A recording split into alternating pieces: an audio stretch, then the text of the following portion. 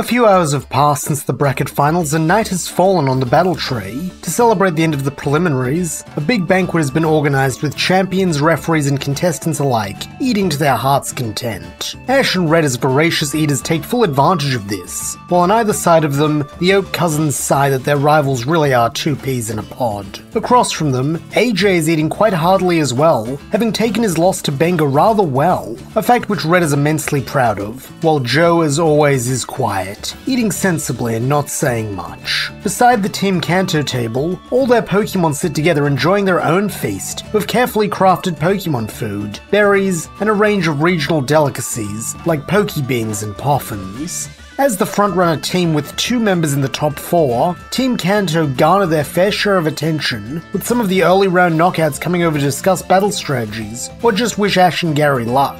Team Kalos and Unova also receive this treatment, though to a lesser extent, with Alan talking amiably with anyone who comes over to see him, while Benga snubs anyone who comes near him, his foul temper somehow even worse than usual at the moment, as he is clearly facing some sort of internal turmoil. Finally, the delicious meal comes to an end, and so everyone goes their separate ways, with some retiring to the SS Aqua to get some sleep, while others head off into Pony Gauntlet to train. AJ is among the latter group, saying that he's heard Alola has its own variant of Sandshrew that is an ice type instead of ground, and so he and Sandshrew want to go test themselves against their Alolan cousins. Red praises this tenacity, but suggests that while this is the time, it is not the place, since Alola and Sandshrew like to live in cold areas, which are few and far between in tropical Alola. For that reason, AJ might be better off going to Mount Lanakila on Ula Ula Island. Since this is the coldest place in the region, it'd be his best bet to find the Arctic shrews. Smiling, AJ thanks his master, then heads off to see if anyone else would like to go island hopping with him. This prompts Blue to rise to his feet, telling Gary they should get going, and with a sigh the younger Oak cousin agrees. Curiously, Ash asks where they're going, and with a grin, Blue replies that their great uncle Samson lives in Alola, so they're gonna drop in and say hi. Still looking grim, Gary complains that Uncle Samson is so weird though, always making Pokemon puns that don't even make sense. Blue shrugs that while this is true, a few hours of puns are easier to bear than what their mothers would do to them if they heard they were in Alola and didn't at least pay the old man a visit. Grumbling in agreement, Gary at last gets up from the table, while Joe asks if they're talking about Professor Samson Oak, which Blue confirms, asking if the boy would like to come with them. Joe nods, expressing a desire to ask him about his research, while Red asks if his old rival would mind if he tagged along, since he planned to take Ash out somewhere to celebrate his quarterfinal win, and Hau'oli City would be as good a place as any.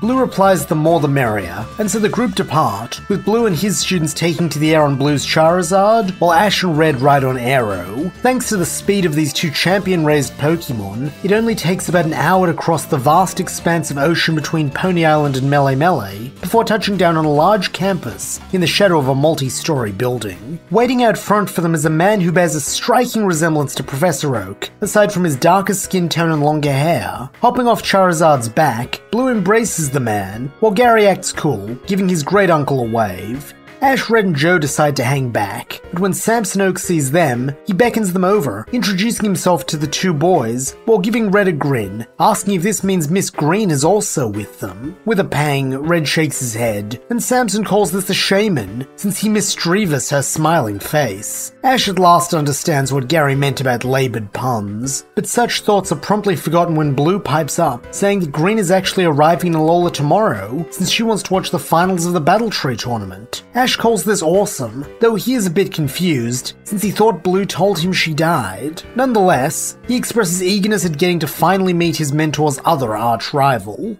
Meanwhile, Red's expression is the polar opposite of his protege's, a deep welling remorse radiating off him as he sighs that though he doubts he can make things right between them, he appreciates his old friend at least giving him the chance to try. Blue for his part tries to cheer the champ up, saying that if anything, he suspects Green will be happy to see him again after so long, so he shouldn't worry, since surely she can't have held a grudge for all these years. Red sighs that maybe not, but if anyone deserves to after their last meeting it's her, then on Samson's invitation, follows him into what he and Ash now learn is Alola's Pokemon school. Joe of course is fascinated by this, eagerly wanting to compare the resources of the school to Pokemon tech, with Samson telling him to go cradily and explore to his heart's content. Ash for his part is more interested in seeing Alolan Pokemon, so with a grandfatherly smile, Samson tells him the subject of his research might be of interest to the boy then. He studies regional variants and totem Pokemon. Ash, having seen AJ's Galarian Farfetch'd, is familiar with regional variants by now, but totem Pokemon are another story, and so he asks the old man to explain what they are.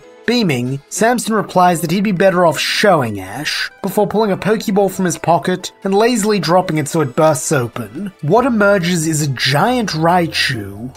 Or at least that's what Ash thinks it is based on its general appearance. However, its ears, paws, and eyes are different, and most importantly, it appears to be surfing on its tail. Spotting Ash's confusion, Samson explains that this Pokemon is both a regional variant of Raichu and a totem, since a totem Pokemon is one who is significantly larger than the norm for its species. As images of Pikachu growing abnormally large flash through his head, Ash asks Samson what makes a Pokemon into a totem. The professor admits that unfortunately no one knows yet, but all evidence points to it being an environmental factor, since totems are only found in Alola. In fact, he recently found a new totem Pokemon right here in the city, and so has been observing it in its natural habitat to see if he can find any clues to the conditions that create one. Ash calls this awesome, asking if he can see this for himself, and smile only growing, Samson offers to take him to the totem's den, that is if his mentor is alright with it. Red nods that he'll come along too, while Gary says that he'd rather stay and get to know his great uncle's Alolan Raichu, with Blue admitting that it's been a while since he's seen one as well. Undeterred, Samson leads Ash and Red back out of the school into the Howley City streets. Despite the late hour, people still mill around, and so the Alolan Oak is forced to find a back way into the totem's den that won't alert it to his approach. Said entrance, as it turns out, is a manhole, and when Ash hesitantly asks if this Pokemon really lives in the sewer, Samson nods, leading the way once more.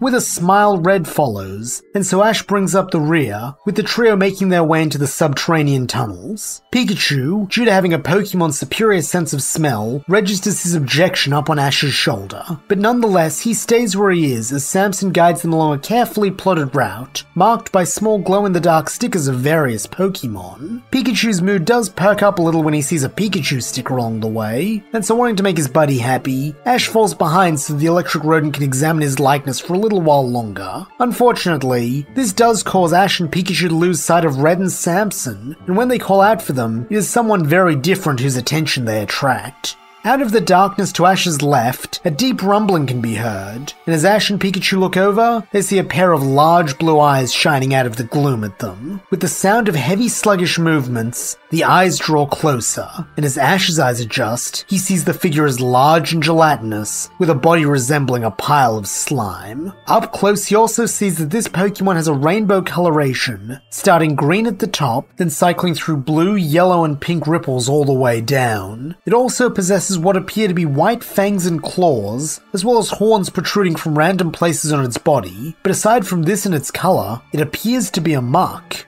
Another differentiating factor between this muck and the ones from back home is that as it approaches, it does not emit any kind of foul odor, a welcome occurrence, as with another rumbling roar, it lurches forward, wrapping Ash and Pikachu in a gooey hug. From outside the creature's fluid embrace, Ash hears the sound of running footsteps, with Red frantically calling his name, but as the footsteps draw near, they slow to a walk, with Samson chuckling that it looks like Ash has met Muck. Pulling his head out of Muck's torso, Ash grins that he thought this was a Muck, asking if it's a shiny, but with a smile, Samson calls it another regional variant, as well as the totem they were meant to be observing. A little sheepishly, Ash apologizes for not staying out of sight like they planned, but Oak calls this fine, saying that he's just happy Muck's taken a shine to him. Red then proposes an idea to Samson. Since Ash ruined his observation, why not have him conduct another study, the growth of a totem Pokemon outside the Alola region?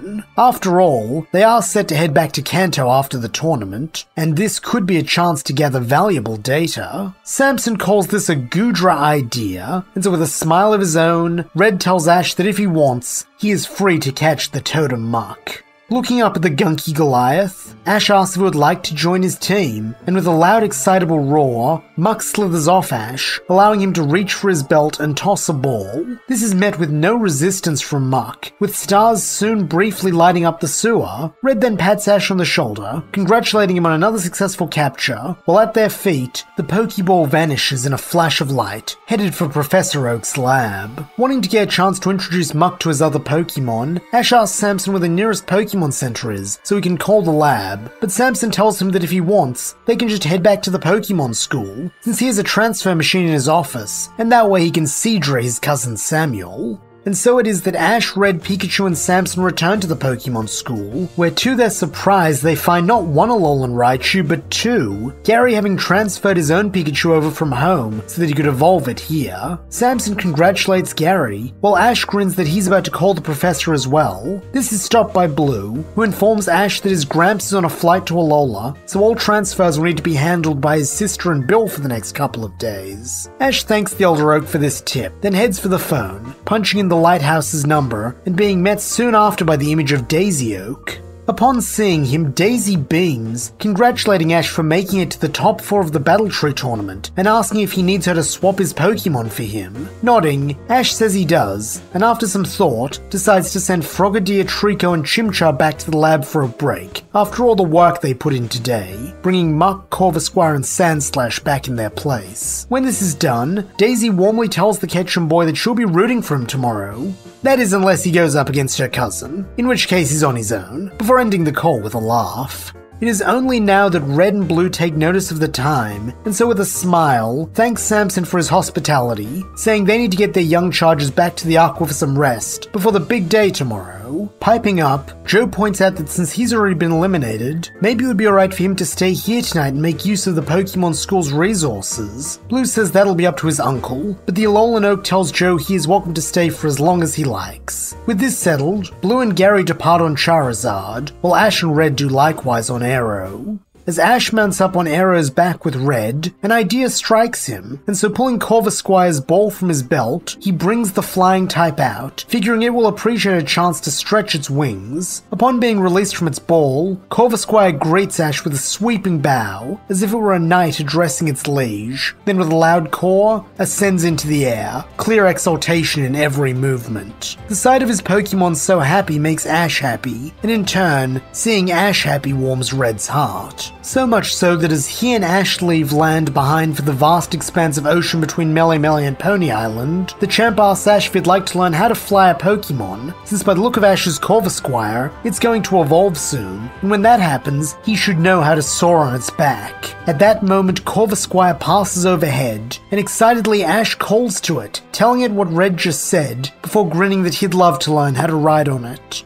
Returning the smile, Red begins instructing Ash on how to properly sit and where to place his hands on a Pokemon to guide it, all the while demonstrating as the young man watches from behind him. When he feels that he has covered the basics, Red asks Ash if he thinks he understands, and when Ash nods, Red grins that he's glad, before tucking his arms into his chest and sliding off the side of his prehistoric mount. Ash cries out his mentor's name as Red hits the inky sea below, but this worry is met by a laugh, as moments later Red emerges back out of the water in a standing position. Stunned, Ash asks how he's doing this, only for Red to rise even higher, as it is revealed that he is standing on Gara's head. Ash has to admit that he's impressed, but all feelings of admiration are forgotten as Arrow begins to wobble, now that he no longer has a guiding hand to steer him. From below, Red tells Ash to do what he showed him, and when Ash expresses hesitancy, the champ smiles that he believes in him. This is just the confidence boost Ash needs, and so sliding up, he plants his hands on Arrow just like Red showed him.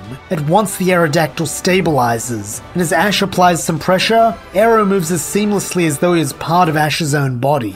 Red gives a cheer of adulation when he sees this, calling Ash a natural, and as a proud smile crosses his lips, he has Gara take a sharp left turn, calling out to Ash that he'll race him to Akala Island. Confident grin now forming in his own face, Ash tells his mentor that he's on, then when he's sure Pikachu is holding on tight, he takes off after Red. This race takes the duo way off course, with the colour being northeast of where they started when they needed to be going south. and so as a result, it takes them even longer to return to Pony Island than they'd planned. By the time they arrive at the battle tree, everyone else has already gone to bed, but neither Ash nor Red mind, having both had the times of their lives on this little adventure. The next morning, Ash along with Gary, Alan and Benga are woken early and escorted to the top of the battle tree to receive their instructions before everyone else arrives. As it turns out, the order of the semi-finals will be decided by an Alolan battling custom called a Battle Royal, in which all 4 semi-finalists will face off at once. Unlike a normal battle, a Battle Royal ends as soon as one Pokemon faints, with the winner being the trainer who knocked them out. In this case, the prize for the winner of the Battle Royal is that he is allowed to select his semi-final opponent from among the other 3. All 4 semi-finalists understand what a massive benefit this is, since it allows them to either stack the first round in their favour to create the best odds of progressing to the finals, or else allows them to sick a troublesome opponent on a rival they want tired out early.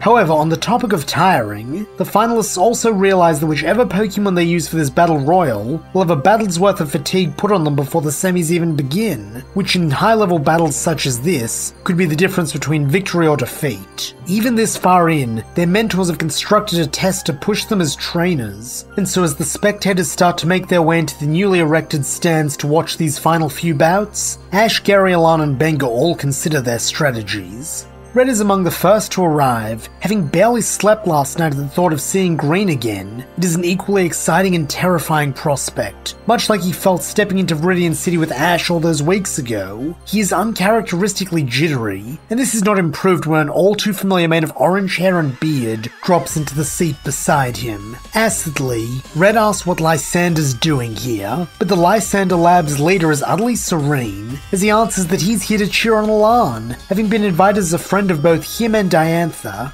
In fact, he's sure he spotted Professor Oak on the bus that brought him up to the tree, so he imagines that all the finalists have family and friends coming. This prompts Red to rise, hoping to speak with his old mentor and maybe Green before the Battle Royal begins. However, before he can go, Lysander grips his wrist, and in a firm voice tells the champ to stay, since he didn't choose this seat on accident. He has a message for him from a mutual acquaintance. Scowling, Red tells the ginger-haired man to spit it out, and with a smile, Lysander complies, telling Red that the message is, "Your days of storming are at an end. Soon there will come a rainbow." This means nothing to Red, who demands Lysander explain the meaning as well as who gave him this message. But with a smug smirk, the Colossian answers that the message is the message. Whether he can figure it out or not is not his business. But in the meantime, the Battle Royal is beginning, and he really must congratulate Diantha on her team captain excelling as far as he has in the tournament. He then departs, and though Red wants to chase after him and make him explain himself, one thing he has said so far is true. The match is beginning, and he has to be there for Ash. Back on the big battlefield that Ash noticed yesterday, he, Gary, Alan and Benga all step up to take part in the Battle Royal. Waiting for them at the center of the field is a masked man called the Masked Royal, Alola's Battle Royal champion, and when he sees them, he asks the boys if they have chosen their Pokemon. All 4 of them nod, and it is only now that Ash gets a proper look at his rivals. Gary, as always, has the same expression of calm, collected confidence that he gained from his cousin, while Benga is comparatively restless, balling and uncurling his hand into a fist, as if wanting to get into the ring and do his own battling. Then there is Alan. He too exudes confidence, but there is nothing calm about him. His eyes are like blazing blue fires, and as he declares his readiness to battle, Ash can tell that even if this match has no bearing on their actual placement in the tournament, he intends to go all out from the very beginning. And this is proven in the Pokemon he uses, his ace Charmeleon. Comparatively, Benga chooses the Herdier from the ranch, while Gary picks his traded throw. Ash is last to choose, going with his old faithful in Pikachu, and when all 4 Pokemon are on the field, the Masked Royal calls for the start of the Battle Royal. As soon as they have permission to start, Ash has Pikachu make a beeline for Herdier. Sure, he has reason to face all 3 of his rivals, with both Gary and Alan having handed him painful defeats, but with Benga it's about more than just him. It's about his friendship with AJ, and what it means to be a trainer. He can't allow such a lowlife to win, so he's gonna beat him here in the Battle Royal, then he's gonna knock him out in the semis. It seems that Ash is not alone in this plan though, as having taken a dislike to Benga from the beginning, Gary also has his throw go for the Unova, However, Benga if anything seems pleased by this, snarling that he'll send both Ash and Gary back to the boonies where they belong, before telling Herdier to use Play Rough on Pikachu. At once the canine darts forward, headbutting Pikachu's side, and when the electric rodent goes rolling onto his back, pounces upon him. Desperately, Pikachu tries to get away, but unfortunately he is pinned, leaving him at the normal type's mercy as it smacks him around with a paw. That is until Throw shows up, with the fighting type driving a super effective power-up punch into Herdier's jaw. This at last frees Pikachu, with Ash calling out his thanks to Gary. Gary in turn grins that it's what teammates are for, before telling Ashy Boy to stay back. Since he avenged Joe, Gary feels obligated to avenge AJ, but Ash refuses, saying that he wants to be the one to take Benga out. This causes the two Pallet Town boys to bicker, and as they do, Benga seizes the moment, having Herdier use Aerial Ace on Throw to get back at it for that power-up punch. This does some nasty damage, but is nothing to the damage that follows as a voice that has hitherto been silent rings out across the battlefield. Looking back, Ash, Gary and Benga all realize they've forgotten about Alan, who has up until now sat back and watched the main skirmish unfold. However, this is all about to change, as Alan has at last called for an attack, that being Blast Burn. At once Charmeleon wreathes its fist in flames before driving it into the ground, and as it does so, the ground begins to rumble. Then one by one, pillars of flames burst forth from the ground, heading in the direction of the other three Pokemon, who are all clustered together. Knowing how dangerous this could be, everyone calls for their Pokemon to scatter, but while Pikachu and Herdier are fast enough to outrun the blast, Bulky Throw is not, resulting in a plume of flame bursting at its feet and sending it flying. Moments later it crashes to the ground, lying on its back, with spirals for eyes thanks to the combined damage of this and the previous Aerial Ace. From the sidelines, the Masked Royal calls an end to the Battle Royal, with Alan declared the victor. As the winner, he is entitled to choose his semi-final opponent, and as Ash, Gary and Benga are lined up in front of the Colosseum, he smiles that he knows exactly who he wants to battle first. He then turns to Ash, and in a voice of friendly competitiveness, says he hopes the other boy is ready for their rematch, since he chooses him. And just like that, the semi-final matchups are decided. First will be Ash vs Alan, followed by Benga vs Gary. The latter pair then return to the sidelines, with Ash and Alan taking their place on either side of the vast battlefield. In unison, the pair then bring out their first Pokemon, Charmeleon for Alan and Sandslash for Ash. Recognizing the disadvantage he's at, Alan shows his pragmatic side by switching to Weavile, thus shifting the type disadvantage to Ash. However, neither Ash nor Sandslash seem to mind, with Sandslash being far too eager to show off the fruits of its training at the lab, while Ash is unwilling to disappoint his first capture, and so simply endeavors to do all he can to compensate for the unfortunate type matchup. On Olivia's call, the match begins in earnest, with Sandslash and Weavile rushing in and exchanging blows with their bladed claws. Both Weasel and Vole are highly skilled in this area, with it looking to be a stalemate. However, Weavile is not without its tricks, and on Alan's command, demonstrates the benefit of its ice typing by launching a point-blank ice beam, which strikes Sandslash in the face, freezing its head solid. For a moment, Sandslash stands rigid, its expression suspended in one of shock and horror, and seeing an opening to claim the first victory, Weavile readies a Night Slash. That is until Sandslash smiles. Suddenly the atmosphere of the battle shifts, with it being Weavile's turn to look afraid, as despite being partially frozen, Sandslash goes on the attack, using its new icy mask to slam into the Sharp Claw Pokemon's head crest, stunning it and leaving it open for a counterattack. With a cry, Ash tells Sandslash to use Brick Break, and this is a command the mouse is happy to obey, dashing forward and flawlessly executing the move they learned from Red and Polly. In the aftermath, Sandslash stands behind Weavile, who now bears a stunned expression and a deep gash diagonally across its chest. For a moment, no one even breathes. Then as Sandslash drops its claws in an indication of finality, Weavile collapses, being deemed unable to battle. Next up for Alan is his Azumarill, and like before, Ash and Sandslash disregard type matchups, confident they will be victorious through their hard work and determination. This is unfortunately a misapprehension, as despite getting a few good hits in thanks to its speed and tenacity, Sandslash is quickly felled after taking a Hydro Pump to the face, on top of the previously devastating Ice Beam. This ties up the battle at 1-1, and so not wanting to give Alan a lead, Ash asks Pikachu if he's ready to get in the ring. Electricity sparking from his cheeks, the yellow rodent nods, leaping down and barking a challenge to the water type. The Aqua Rabbit is not deterred, however, gritting its teeth, and on Alan's command initiating a play rough. Pikachu, having fallen prey to this trick once before, is unwilling to repeat the experience, and on Ash's command, darts away with agility before coming back in for a quick attack. This strikes Azumarill hard in the back, sending the water type stumbling, and as it does, Ash has his buddy blasted with Thunderbolt. This sends Azumarill into the air, but unlike with Gary's throw, this is not the precursor to unconsciousness. As the Johtonian rabbit begins to spin in mid-air, Ash is confused why Azumarill is doing this, but the answer is made clear when Alan tells it to use Rollout, that once the Aqua Rabbit Pokemon spins become tighter, with it curling into a ball, so that when it hits the ground, it seems to take no damage, instead surging towards Pikachu. Urgently, Ash tells his partner to dodge, but this call is too late, as the first blow hits head-on. Pikachu cries in pain and is knocked prone, but this is exactly where Alan wants the electric rodent, telling Azumarill to zero in and end this.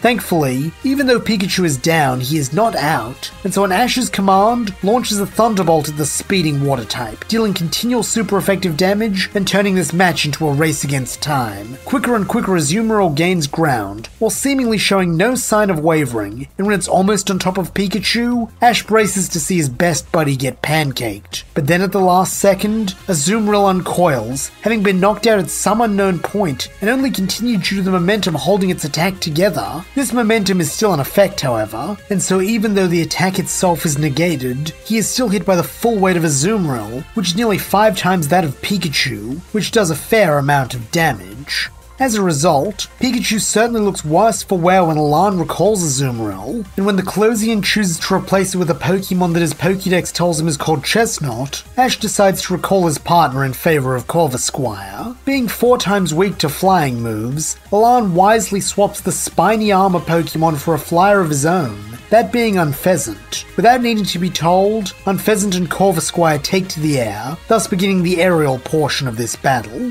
In terms of raw speed, power and defensive capabilities, Unfezant has the advantage, getting in more hits of greater substance while also being able to endure those that Corvisquire throws at it. This results in Corvisquire being knocked out of the sky at one point by a brutal barrage of air slashes, and as it hits the dirt, Ash asks the avian if it would like to tag out. However, Corvisquire refuses this outright, screeching in a way that Ash understands to mean that it challenged Unfezant to a duel, so to run away would not only mean dishonoring itself, but also force one of its teammates to face this menace in its place. Understanding the importance his shiny friend puts on both its honor and protecting others, Ash accepts Corvisquire's decision, and so tells it to get back out there. With a proud core, Corvisquire takes to the air once more, feeling reinvigorated by Ash's trust in it. And this renewal allows it to get off a quick drill peck, a move it learned from some of Gary's Pokemon back at Oak's lab, driving its beak into Unfezant's underbelly. This causes Unfezant to squawk in consternation and retaliate with a powerful Steel Wing, which strikes the middle stage bird in the chest, sending it veering off course. Seeing this as an opportunity to end things, Alan has Unfezant use Steel Wing again, and as the proud Pokemon closes in on Corvisquire,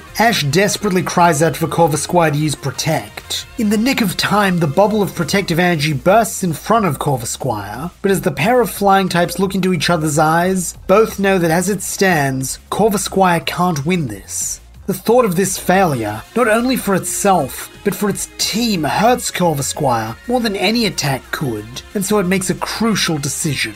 Suddenly, the wall of energy in front of Corvisquire begins to shift and warp, closing in and changing shape so that instead of being a barrier, it becomes armor. It then takes on a more solid appearance, shining silver against the morning sun, and as it finishes its transformation, Corviknight is born. This rapid evolution shocks Unfezant and Alan both, but Ash, having been waiting for this, cheers, telling Corviknight to show their opponent its full power. At once, Corviknight's wing begins to glow with a steel wing of its own, and as it thrusts the appendage forward like a sword, it strikes Unfezant's center mass, sending it plummeting into the battlefield, where it lies unconscious. With a heavy thunk, Corviknight lands beside its vanquished foe, bowing its head in a gesture of respect. And as Alan recalls it, Ash runs in, hugging his newly evolved Pokemon and congratulating it on its win. Cawing proudly, Corviknight bows deeply now to Ash, who with a smile scratches it behind the armor in a gesture of appreciation for all the effort it's put in. This is brought to an end, however, by Alan, who at last returns Charmeleon to the field, but Ash and Corviknight aren't worried, with Ash asking the Raven Pokemon if it's up for one more round. Confidently, Corviknight caws that it is, returning to the air and readying itself for the battle to come.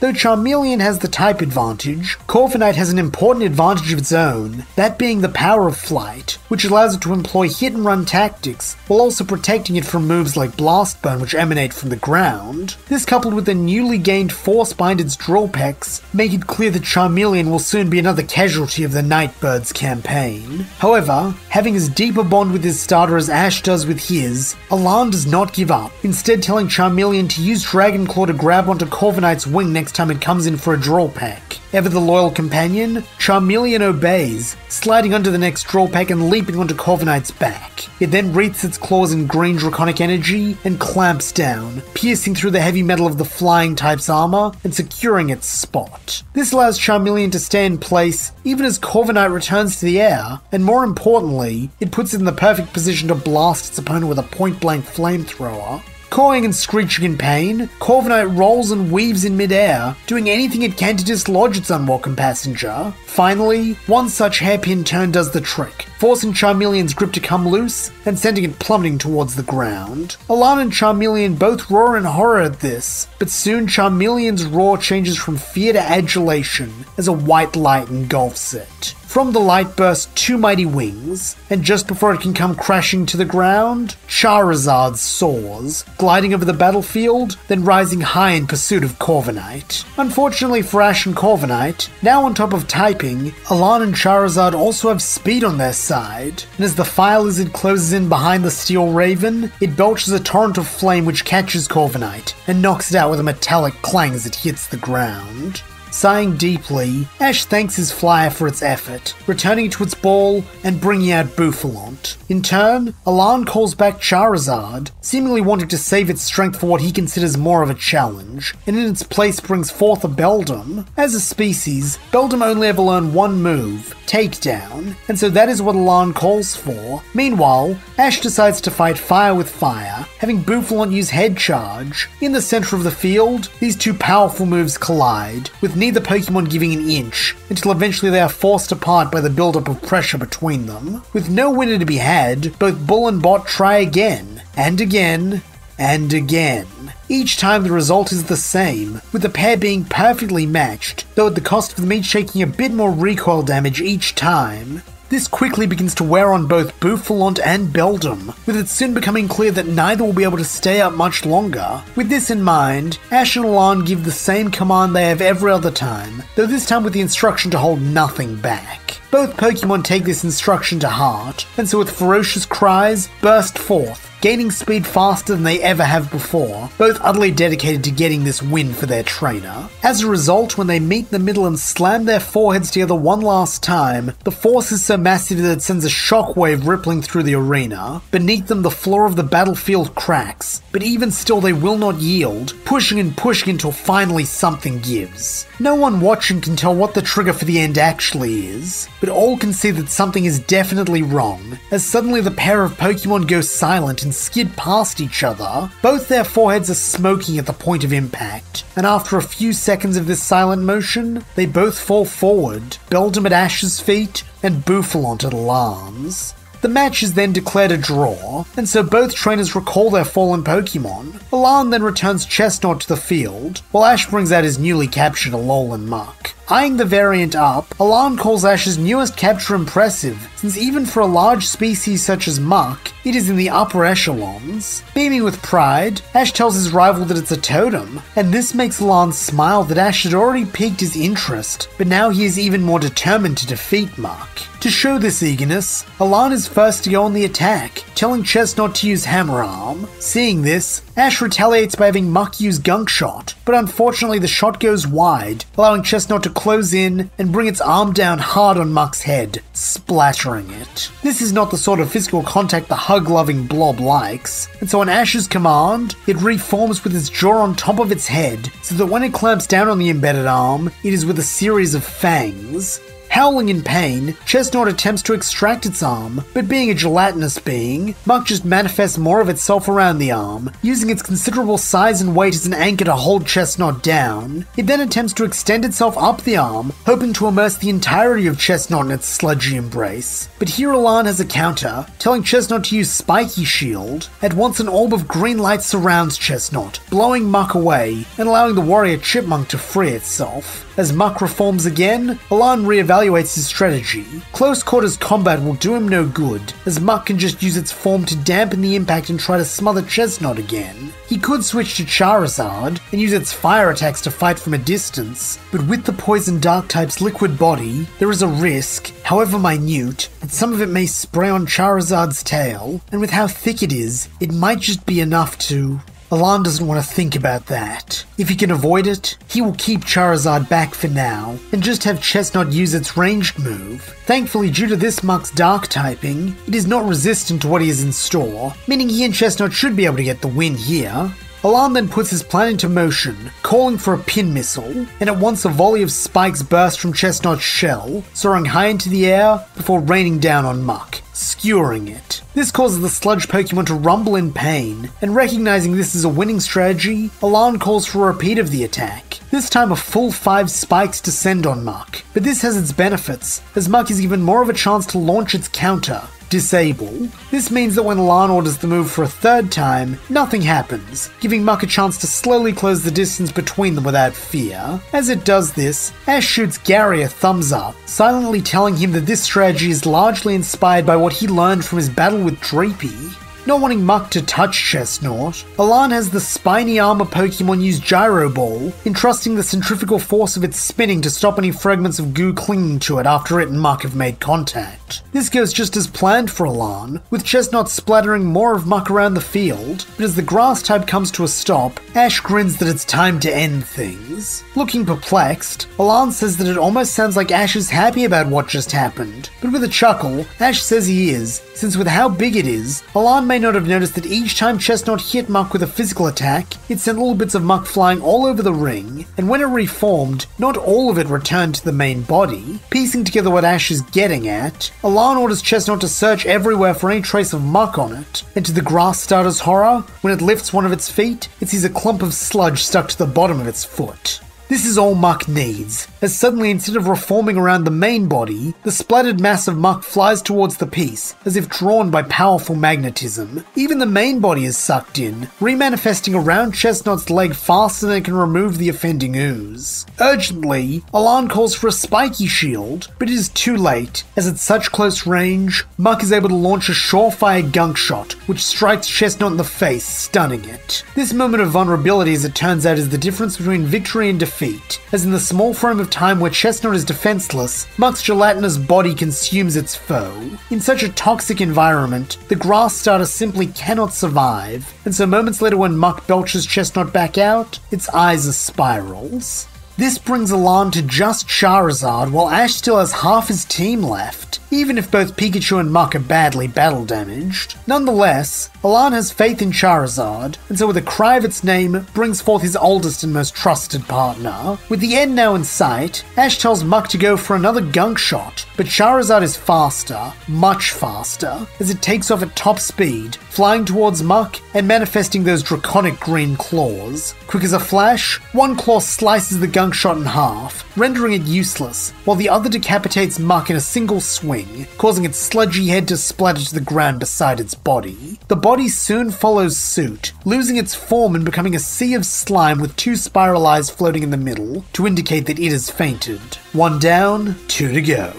Ash's next choice is his hitherto unseen Pokemon, Clefairy, with the boy reasoning that its fairy type will protect it from that devastating Dragon Claw. This is partially correct, as while Dragon Claw is now off the table, Steel Wing has suddenly become a much more viable option. This catches Ash and Clefairy off guard, with the poor pink Puffball getting one-shotted by the lethal lizard. To its credit though, Clefairy does manage to get off a parting shot with Metronome producing a Screech attack, which does significantly lower Charizard's defense, setting the stage for Ash's last Pokemon, Pikachu. Neither Pokemon is in top condition at this point, though Pikachu definitely looks the worse for wear, a fact Alan intends to capitalize on as he calls for a Blast Burn. Thankfully, Pikachu's speed is not in doubt, as the feisty rodent avoids the pillars of flame with Quick Attack before slamming itself into Charizard's stomach.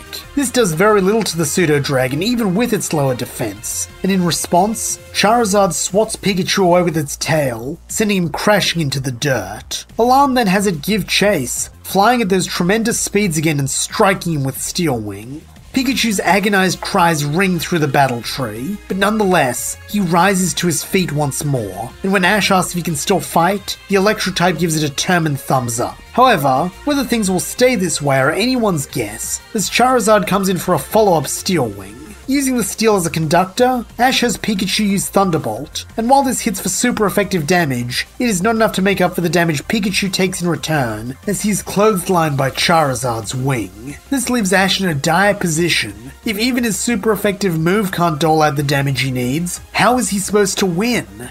Thoughts of his friends and family flash through Ash's mind as he imagines how disappointed they'll be if he falls here, of his teammates who worked so hard to get this far, of AJ and Gary, both of whom he promised he would make it to the finals, of Red, who is counting on him to win the whole thing. This last thought gives Ash an idea, though he's not sure if he should do it. But unfortunately for our young hero, the time to weigh his options is gone, as Alan calls for a final Dragon Claw. This is the move that beat Muck, that beat Pikachu last time. If he doesn't make that call now, it will beat him again. Gritting his teeth, Ash knows that he has no choice, and so with mounting desperation in his voice, orders Pikachu to use Volt Tackle. Trusting Ash implicitly, Pikachu doesn't hesitate, manifesting electricity all around him and launching himself at Charizard. Thanks to the speed boost gained by this move, the Electro-type is easily able to dodge the incoming Dragon Claw and strike Charizard's center mass, sending powerful jolts of electricity throughout its body. Thanks to its newly acquired Flying type and the lowered defense from Clefairy's parting Screech, this is shockingly effective. And with a small gasp, Charizard falls out of the sky, unconscious. Landing beside the lizard, Pikachu lets out a triumphant cry, only for it to become an agonized scream a second later, as pain unlike anything he has ever experienced surges through every cell in his body. From his side of the field, Ash watches on in horror as his best friend goes into shock, convulsing and screaming, while all around him erratic bolts of lightning discharge. Without hesitation, Ash runs over to Pikachu, ignoring the cries of warning from Gary and Olivia as he pulls the Electro-type into a hug, telling him that he's here and that they'll get through this together. This earns Ash a painful blast of electricity, but even still he does not let go of Pikachu, and as he is knocked off his feet by the discharge, he makes sure to land on his back to avoid injuring his partner further. From the ground, Ash sees another figure running towards him, Red, and as the champion comes skidding to a stop, there is fire in his eyes. Urgently, he demands to know how many times Pikachu has used Volt Tackle, his tone a mix of concern, anger, regret, and fear. Desperately racking his brain, Ash can think of 3 instances. The first time they perfected it, the incident at the battle subway, and now, and so tells Red as much. This causes the dark-haired man's face to relax, ever so slightly, and with relief washing over his voice, he tells Ash that Pikachu can still be saved. They just have to act now. Another stray jolt then surges through Ash, but the young man stays resolute, clambering to his feet with Pikachu still in his arms, and urging Red to tell him what he has to do. Bringing out Arrow, Red tells Ash to get on, and as the boy and his beloved partner mount up, Red instructs them to get to the SS Aqua's medical bay. Using the skills that Red taught him last night, Ash as the prehistoric avian take flight, narrowly avoiding the stands in the upper limbs of the battle tree before coming out into open air. Ash then has Arrow dive, and while in another time the feeling of his stomach being left behind would be exhilarating, worry for Pikachu is all Ash feels now, jumping off Arrow as soon as possible and sprinting down to the med bay. Thankfully the staff is still on duty, with them taking Pikachu and rushing him to a gurney where they begin prepping some sort of intensive procedure. Ash tries to follow but is forced to stay back, and so wordlessly stands in the door, watching Pikachu's suffering, a suffering that he caused. 10 minutes later, Red arrives, having stayed only long enough to explain what happened to the kahunas before sprinting down the tree at top speed. What he finds is a distraught Ash, tears running freely down his cheeks, while his fist is planted squarely on the wall, having clearly punched it to let out some of the frustration he must be feeling. Though Red is still disappointed in Ash, and honestly angry with the callous way the boy used Volt Tackle after he explicitly instructed him not to, now is not the time for recrimination, and so being the mentor Ash needs, Red puts an arm over the boy's shoulder, and in a comforting voice, promises that Pikachu will be alright. Turning bloodshot eyes up to his teacher, Ash says he's sorry. Now he understands why Red asked him not to use Volt Tackle, and he swears that he never will again. Hearing the earnest passion in every syllable, Red nods, saying he's just sorry that his protege had to learn this lesson the hard way. The pair then lapse into silence, watching as Pikachu undergoes his surgery. After a time, Ash asks Red a question that he had forgotten in the heat of the moment, but now as he is calm, seems important. Why did his mentor want to know the number of times he'd used Volt Tackle? With a deep sigh and a deeper look of sadness, Red explains that each time Volt Tackle is used, it gets significantly stronger, but at the cost of doing more damage to the user as well. During the first 2 uses, this damage is relatively negligible, but as Ash can see, the third time takes a far more drastic toll. As one would expect, the 4th usage is even more damaging, and the 5th, Red gulps, his mouth having suddenly become very dry. Then he finishes that after the 5th time, the Pokemon just doesn't get back up. A heavy silence hangs between the pair now, both understanding the implication. Then in a small voice, Ash says he should have known it would be something like this. After all, Red did try to warn him not to use it. If he'd known, he never would have done this to Pikachu. He should have just accepted his loss to Alan. It would have been better than this. There is a pleading edge to Ash's voice as he says this, almost imploring Red to understand why he did what he did. And unfortunately, Red understands far too well, having been where Ash is, and made far greater mistakes than this. Then Ash says something that breaks Red's heart, as he explains that part of his reasoning was trying to live up to the champ's belief that he could win the tournament. Taking a knee so they can be eye to eye, Red apologizes, saying he never meant to put that sort of pressure on his protege. He will never think less of him for losing a battle, no matter how important. All that matters is that Ash doesn't lose himself. This causes tears to flow from Ash's eyes once more, and in a solemn voice, he promises that he won't lose his way again, a claim which makes Red smile proudly as he squeezes his apprentice's shoulder. Silence falls once more between master and student as they watch the staff at last wrap up Pikachu's treatment. When the medics move away, Ash sees that Pikachu is covered head to toe in bandages and fast asleep. Urgently, he runs to his buddy's side, asking the head nurse if Pikachu is going to be okay, and with a tired smile, she replies that he will be, though he's going to need a lot of rest if he is to make a full recovery. Ash nods his understanding, and so as the nurse at last begins tending to his other Pokemon, the young son of Pallet stays by Pikachu's side, holding tight to one of his small hands, and murmuring a non-stop string of apologies, promises to be a better trainer, and encouragement to wake up soon.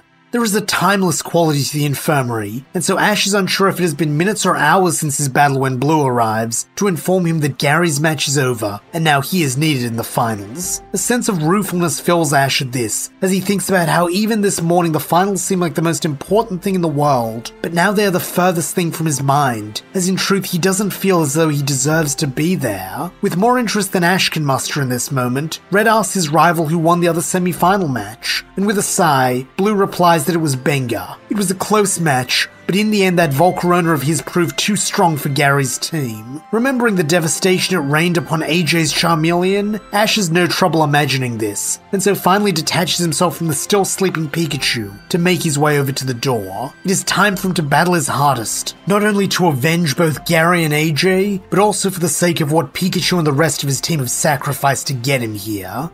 As he goes, Blue stays behind with Red, saying he's seen the look on Ash's face before. It's the same one Red had just before he beat him in the league, and it's a testament to how alike the pair are. Concern coloring his own tone, Red admits that's what he's afraid of, and that he's not sure whether to hope for Ash to win or lose this final bout. Nodding, Blue sagely replies that what will be will be. All they can do is make sure their students don't fall down the same pitfalls they themselves fell prey to in their youth. With Pikachu out for the count, Ash has been forced to rearrange his team for the finals, with him recalling his starter trio while sending Bouffalon, Sandslash and Pikachu's ball back to the lab. This means that by the time he arrives at the battlefield, the sun has passed its zenith, indicating that afternoon has begun. Stepping onto the field, Ash spots two familiar faces in the front row of the stands, that being Professor Oak and his mother, the latter of whom cheers and waves, telling him she loves him and is proud of him. This makes the boy blush, but all embarrassment is forgotten when the coarse voice of Benga barks that he thought Ash wasn't going to turn up, saying he figured Ash was too gutless to face him and had run off like the coward he is. Growling, Ash retorts that he's right here and he's no coward, but Benga just sneers that maybe not, but he is a loser, just like Allie and that Oak chump.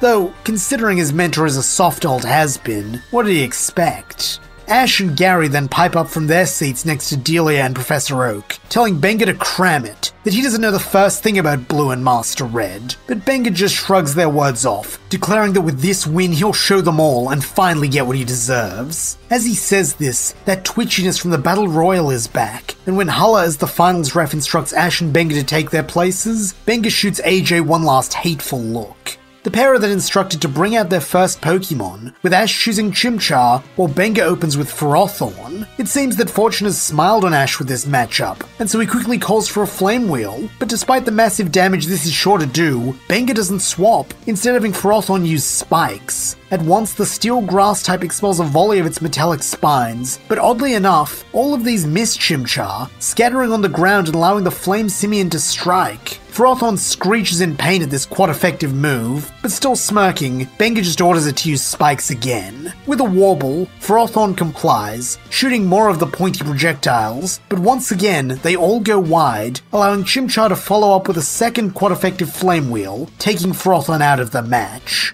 Ash cheers as his little monkey rolls to a halt and does a celebratory dance, and this good feeling is only intensified when Benga reveals his next choice, a Scolipede. Even without his Pokédex, Ash can tell that this thing is a bug, and so decides to stick with Chimchar. However, he is not the only one sticking to something, as Benga seems to be sticking with his spike strategy, having Scolipede use a variant called Toxic Spikes. Like before, the move misses, and Ash can't believe his luck, as he has Chimchar strike the noxious bug with Flame Wheel, for even more super effective damage, and a burn to boot. However, here is where Ash's luck runs out, as having seemingly achieved its mission, Scolipede is withdrawn in place of Herdia. This doesn't bother Ash, however, and so he has Chimchar use Flame Wheel, considering how well it has worked for them so far. However, this is just what Benga wanted him to do, and as the fire type scorches towards his Herdia, the grandson of Alder calls for a roar. Suddenly, Chimchar and its Flame Wheel become red light, flying back into its Pokeball, as from Ash's belt, Frogadier's ball bursts open, sending the water type into battle.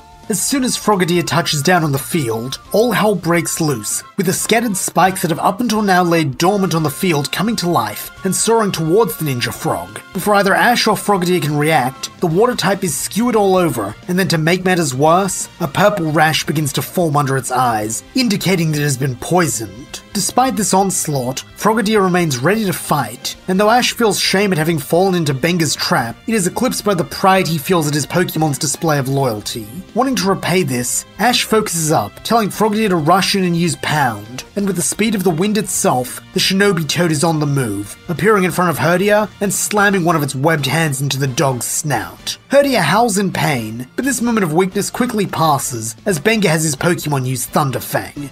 At once, crackling electricity forms in the mouth of the mustachioed mutt, and with a snarl, it clamps down on Frogadier's wrist, causing the water type to cry its name in an expression of anguish. It is at this moment that the poison chooses to flare up, redoubling Frogadier's cries, and though Ash tries to come up with a clever counter, all he can think about is the sounds of Frogadier and Pikachu's screams. This causes him to falter, second-guessing himself, and this is precisely the opening Benga needs to launch another Thunderfang for more super effective damage. This This is enough to down the ninja frog, and as Ash comes to his senses at last, he rushes in, scooping Frogadier up and apologizing for getting distracted. Opening its eyes, Frogadier lays a hand on Ash's cheek, and through their bond, it transmits the feeling of trust, the faith it and all Ash's Pokemon have in their trainer. It is a warming feeling, pushing away the chill of doubt, and as Ash at last returns Frogadier to its ball, he promises that from here on out, he's giving 100%, no more distractions. Ash then prepares to bring out his third Pokemon, but is stopped when Benga recalls Herdier, saying it's done enough and replacing it with a hulking Beartic. Seeing a chance to regain his advantage, Ash returns Chimchar to the field, but this as it turns out is a mistake, as more spikes suddenly burst from the ground to strike the ape, followed by a purple rash of poison. Ash had no idea that the effects of these moves repeated, but nonetheless, what's done is done, and so he decides to make the best of a bad situation, having Chimchar use Flame Wheel and telling it to knock out Beartic as fast as it can. Loyally, the chimp Pokemon does its best, curling in on itself and becoming a fireball aimed directly at the ice type. Benga for his part gives no command, allowing the super effective move to hit, and only then retaliates with Slash. This strikes hard, knocking Chimchar onto its back, and as the simian screams, it is met with a mouthful of salt water from Beartic's brine attack, knocking it out and handing the advantage to Benga. Up next for Ash is Corviknight, and though spikes do soar at it, none of them are able to pierce its armor, with even the poison ones being wholly ineffective. This is exactly what Ash had hoped for, thanks to Corviknight's steel typing, and so puts the next part of his plan into action,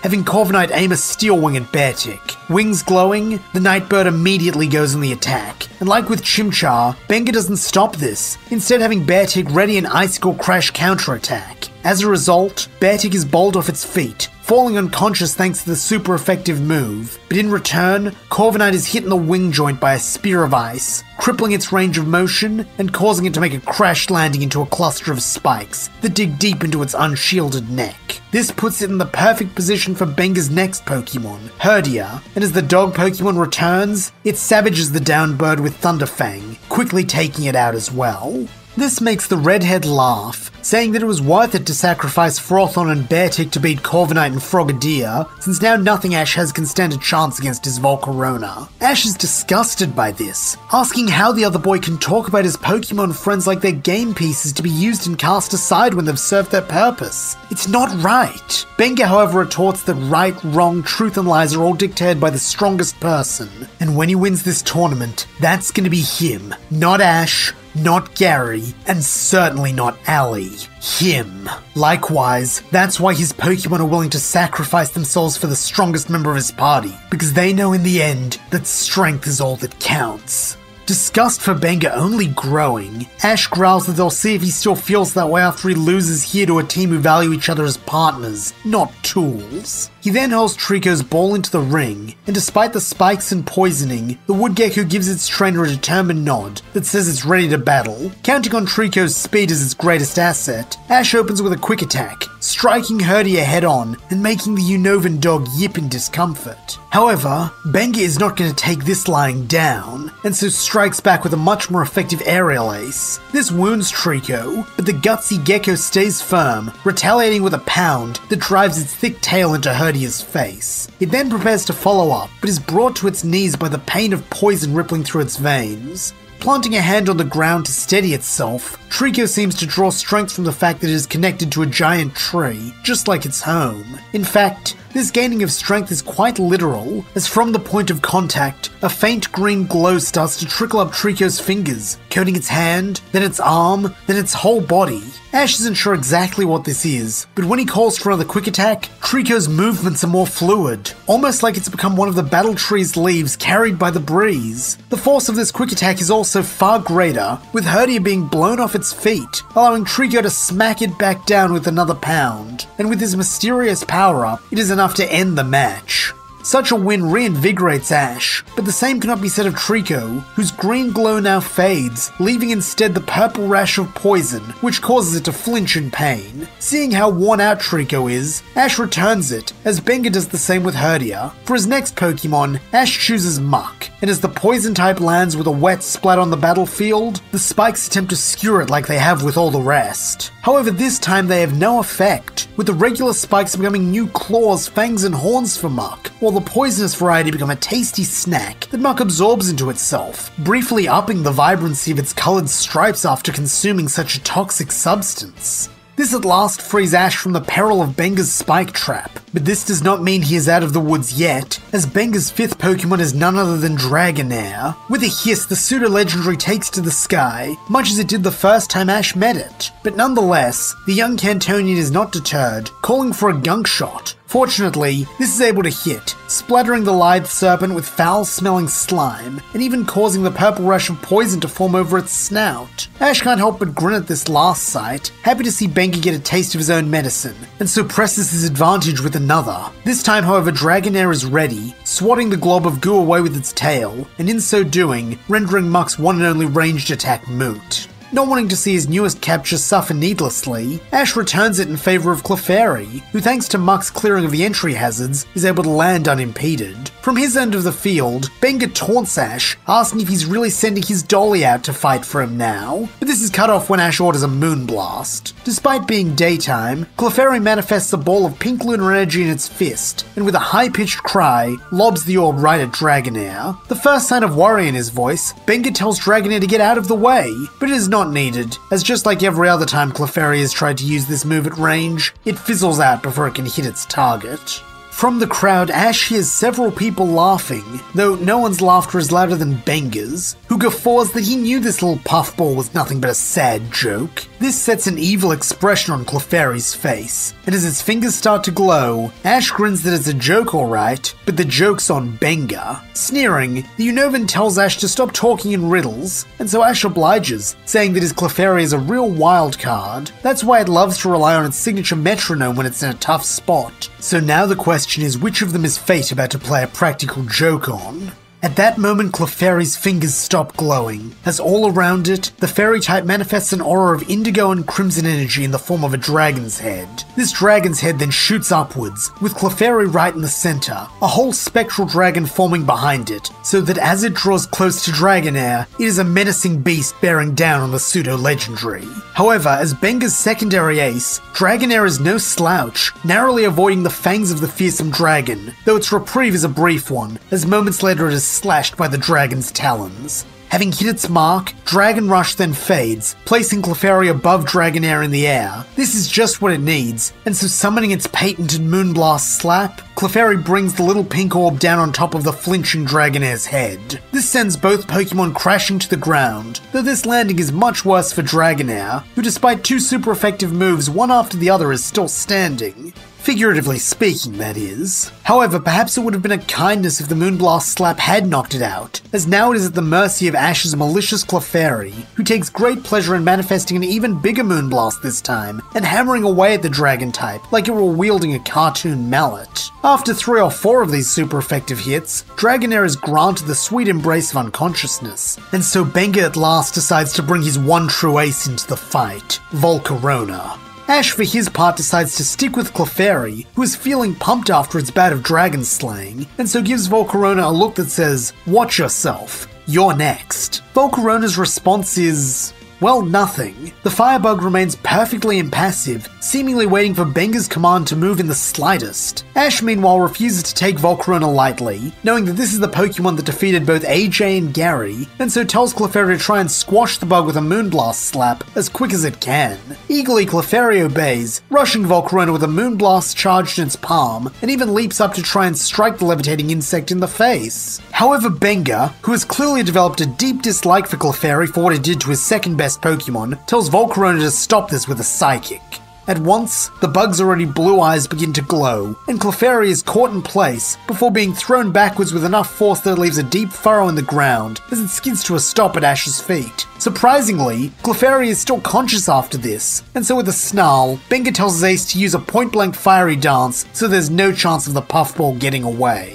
Loyally, Volcarona flaps over, hovering over Clefairy's prone figure and setting its wings to glow. However, Volcarona is not the only one glowing, as a pink energy has begun to emit from every pore of the fairy type's body. Though Ash did not command this, he knows what it is, and so wordlessly thanks Clefairy for what it is about to do. He then looks at Benga, and with a smile asks if he remembers when Ash said Clefairy was a practical joker. Benga gives a jerk of his head as if to say that he does, and this only makes Ash's grin grow, as he adds that Clefairy's favourite types of pranks are ones that go off with a bang, and that's exactly what Volcarona's in for. Realizing what Ash is telling him, Benga orders his Pokemon to fire the attack now, but it's already too late, as with one last smirk, Clefairy uses Misty Explosion, catching Volcarona at ground zero before it can use its own attack. A pink dome of energy then bursts outwards, blanketing the entire battlefield, and for a moment, no one can tell the fate of either Pokemon. When the equally pink smoke clears, both Clefairy and Volcarona lie on the ground, though unfortunately, it seems Volcarona has managed to withstand the blast, thanks to its fairy-type resistance. Nonetheless, as it flaps back into the air, it is clearly in a rough state. Recalling Clefairy with his thanks, Ash brings out his penultimate Pokemon, that being Muck. At once, Ash attempts to bombard the battered bug with gunk shots, a sound strategy that pays dividends, as Volcarona is not only struck by noxious goo, but also poisoned, twitching in pain as the toxins course through it. Unfortunately, this is about all Muck is good for, as moments later Benga calls for a repeat of Fiery Dance, and thanks to the power still mostly being charged from the previous attempt, this is ready to fire in a matter of seconds, blasting Muck and spraying half of it across the field. Being a totem Pokemon, Muck miraculously manages to stay up after one of these, though the same cannot be said of two, with Muck falling to the second Fiery Dance as its masses at last spread too far to maintain consciousness. Ash then returns the Alolan slime monster, thanking it for its efforts and praising it as the first Pokemon to withstand a Fiery Dance. He then reaches for his last ball, for Trico. This is a matchup he had desperately tried to avoid, since the Woodgecko is weak to both of Volcarona's typings, while it quad-resists Trico's grass. From a purely logical standpoint, Ash and Trico should stand no chance, but having faith in his Pokemon, Ash refuses to give up, and so telling the grass starter that it's his last hope, he brings forth Trico, and thus enters the endgame of the Battle Tree tournament.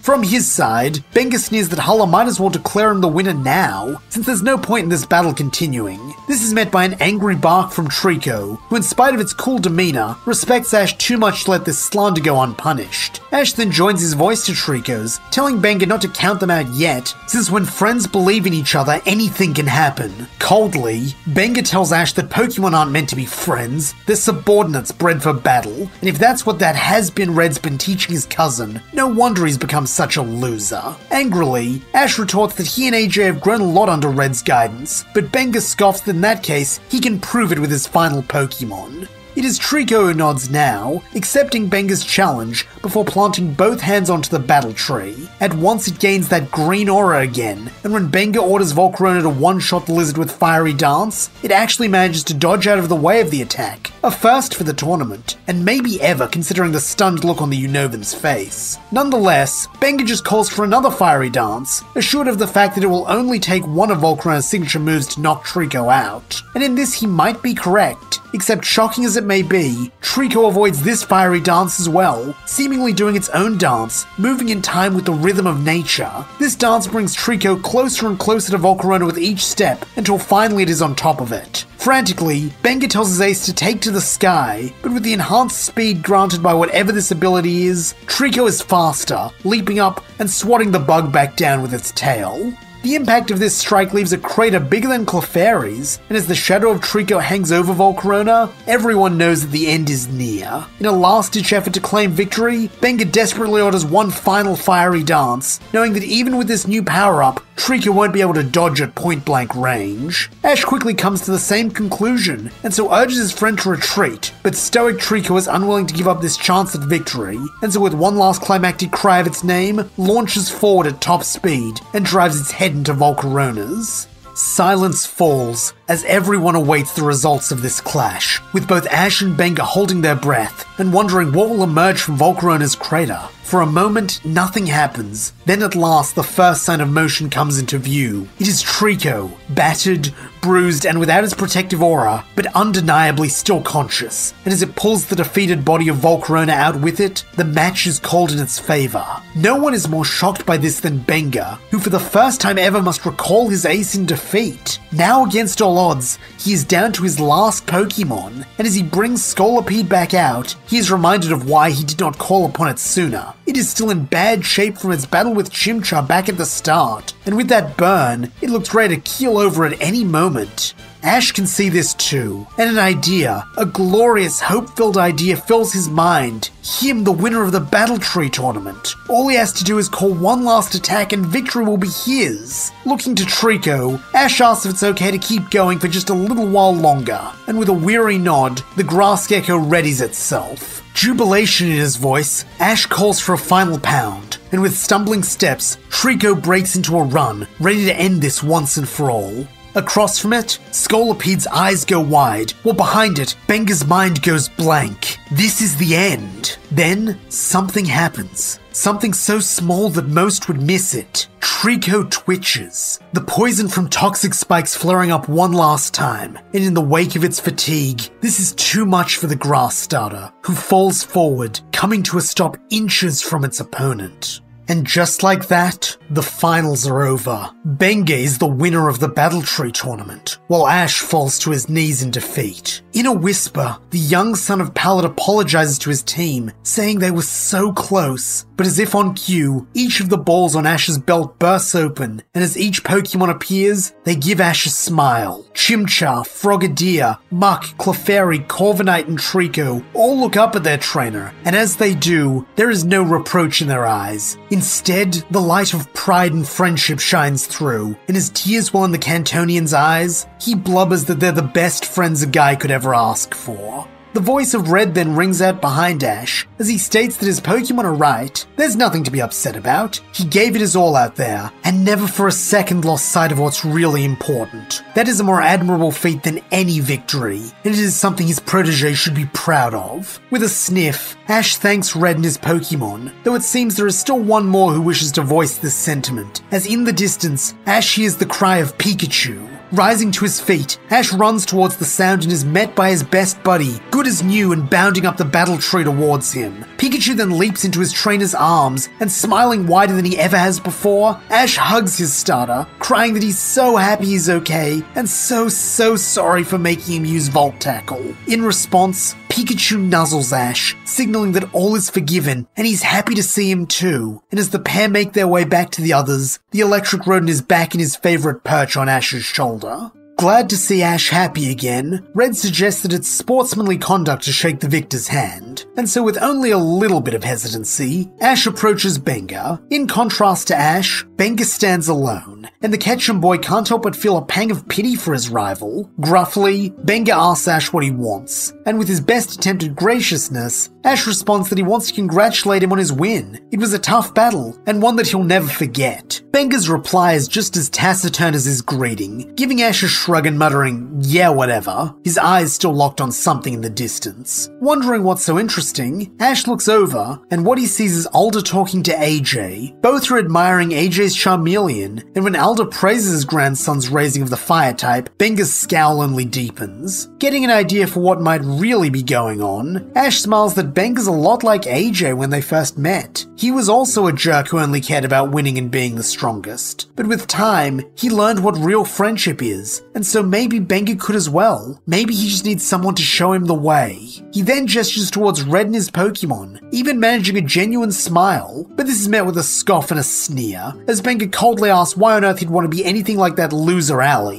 He then stalks away, leaving Ash stunned, though as the Cantonian returns to his friends, he can't help but notice Benga giving the group longing looks when he thinks no one is looking. By now, Blue, Gary, and Professor Oak have made their way over to Red as well, and the Oaks are chatting amiably with the champ when Ash arrives. All of them commend Ash on his battle, though the most proud voice of all is one not in the group, Delia, and as she runs up to her son, she wraps him in a big hug, telling him how impressed she is with how much he's grown over the course of his journey. Ash blushes once again, though in truth it does feel nice to know his mum is proud of him. Then, something changes in his mother's hug. A stiffening, which attracts Ash's notice. Looking up at his mother, he sees an odd expression on her face, and as he turns to see the cause, he finds her gaze firmly locked on his chatting friends. By now they have all seen her too, with Professor Oak and Blue both giving her smiles. The only one not smiling is Red, his face having taken on a sheepish expression, and when he manages to speak, it is only 2 words. "Hey, Green." And that's where we'll leave things. What did you think of the outcome of the Battle Tree tournament? How do you feel about Delia being green? And what do you expect for the future of our heroes? Let me know in the comments below, and I will see you in Season 2 of What If Red Trained Ash.